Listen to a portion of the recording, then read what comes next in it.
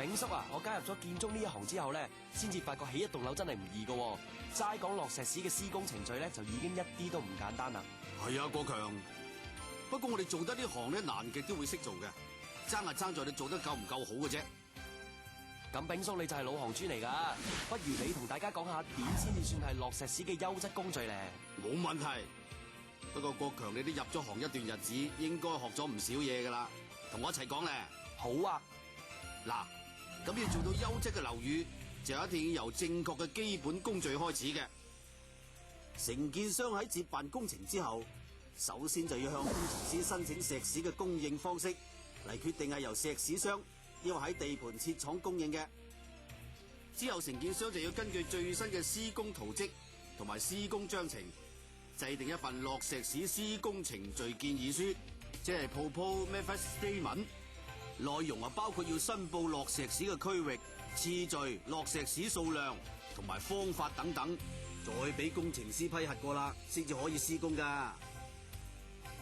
咁經過檢查之後咧，地盤工程師、工程監督同埋機電工程監督咧就會制定一份落石屎前檢核表。承建商咧一定要根據表上面嘅要求同埋意見，執妥各個位置嘅墨線啦、板模、紮鐵同埋機電工程。跟住咧就要預備好落石屎要用嘅工具，好似 lift 架啦、褲浪斗、牽稱、靴斗、震喉、震機、石屎泵、象臂、導筒，即係 trimming pipe 同埋漏斗嘅。咁記得石屎震喉同埋震機咧，就預備多幾套嚟到做後備啦。不過有啲工具咧就唔係話有就得噶，仲要操作得啱至得噶。好似 lift 架嘅操作咁，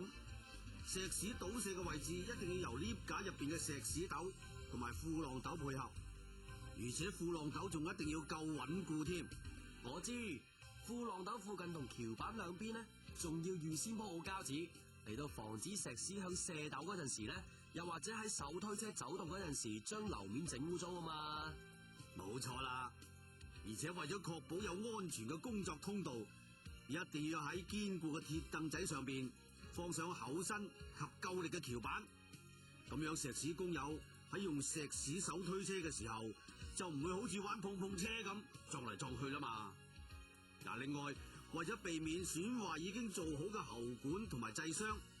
當值管工一定要確保有足夠嘅活動空間嚟俾石屎工友操作石屎手推車噶。至於講到泵車嘅操作咯，熟練嘅機械工友咧，一定要確保泵車坐穩，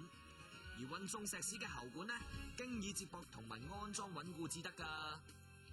另外，由於泵車喺運送石屎嗰陣時，會令泵喉產生強大壓力，所以一定要將泵喉管用喉馬同埋拉爆螺絲收緊喺石屎牆身或者係柱頭度，而且為咗避免泵喉架會損壞樓面上嘅鐵面或者板模，工友記得要用鐵凳仔將泵喉管托起至好啊！總之咧，無論係準備抑或進行落石屎工程咧，當值嘅管工都一定要協調泵車機械工友同埋石屎工友互相配合，咁就可以確保安全同埋運作暢順啦。咁啊啱啦！